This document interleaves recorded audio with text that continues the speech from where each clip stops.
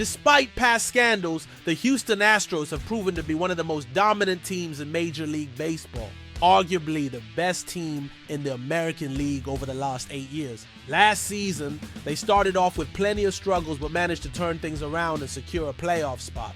However, they were swept in the Wild Card Series by the Detroit Tigers, raising serious questions about the team's future.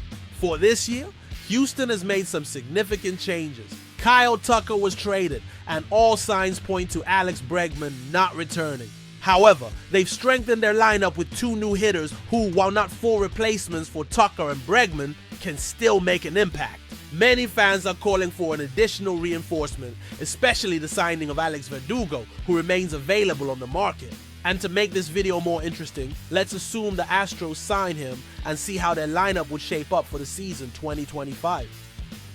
Leading off is José Altuve, who at 34 years old remains one of the best hitters in baseball. Last season, he hit .295 with 20 home runs, 65 runs batted in, 22 stolen bases, and 95 runs scored.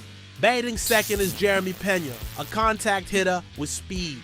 In 2024, he posted a .266 average, 15 home runs, 70 runs batted in, and 20 stolen bases. Hitting third is Yordan Alvarez, the main power threat in this lineup.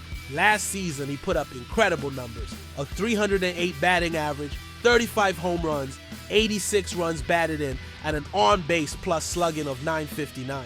In the cleanup spot, we have Christian Walker, the new addition at first base. With the Diamondbacks, he hit .251 with 26 home runs and 84 runs batted in. Fifth in the order is Yainer Diaz, who, despite being relatively new to Major League Baseball, is already one of the best hitting catchers in the game. In 2024, he posted a .299 average, 16 home runs, and 84 runs batted in.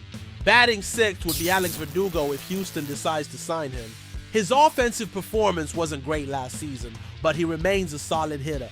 With the Yankees, he hit .233 with 13 home runs and 61 runs batted in. Seventh in the lineup is Isaac Paredes, a player with power but inconsistency. In 2023, he hit 31 home runs, but last season, that number dropped to 19. He's not Bregman, but he can still contribute offensively. Batting eighth is McCormick, who dealt with multiple injuries in 2024, finishing the year with a .211 average, 5 home runs, and 27 runs batted in. Rounding out the lineup is Jake Meyers, a bottom-of-the-order hitter who also provides solid defense. Last season, he hit .219 with 13 home runs and 61 runs batted in. The team's defense looks strong. Behind the plate, Yainer Diaz has proven to be one of the best defensive catchers in baseball, committing just 4 errors in 959 chances last year. At first base, Christian Walker is a Gold Glove winner for the last 3 years, making only 2 errors in over 1,000 innings last season. At second base, José Altuve remains a steady defender, committing just 5 errors in over 1,200 innings. At third base, Isaac Paredes is a weak spot defensively. Last season, he committed 15 errors in only 288 opportunities, a very high number for a third baseman. At shortstop, Jeremy Peña won a Gold Glove in 2022, but last season he committed 19 errors in 620 chances. In left field, Alex Verdugo is a solid defender. With the Yankees, he made just 1 error and had a fielding percentage of .996. In center field, Jake Meyers played elite defense, committing only 2 errors in 144 games. In right field, McCormick played 40 games at the position last season and made 0 errors. Some players who could be on the bench include Mauricio Dubon, Victor Caratini, Jonathan Singleton, Jacob Melton, Ben Gamel, and Taylor Trammell. For me, the starting rotation is Houston's biggest weakness. With Justin Verlander gone and Christian Javier sidelined for a while, there are plenty of question marks. At the top of the rotation is Framber Valdez, still the team's ace. In 2024, he finished with 15 wins, 7 losses, a 2.91 earned run average, and 169 strikeouts in 176 innings. Second in the rotation is Ronel Blanco, who took a big step forward in his first year as a starter. He posted a 2.80 earned run average, 11 wins, 9 losses, and 166 strikeouts in 167 innings. Hunter Brown takes the third spot, showing improvement in his second season.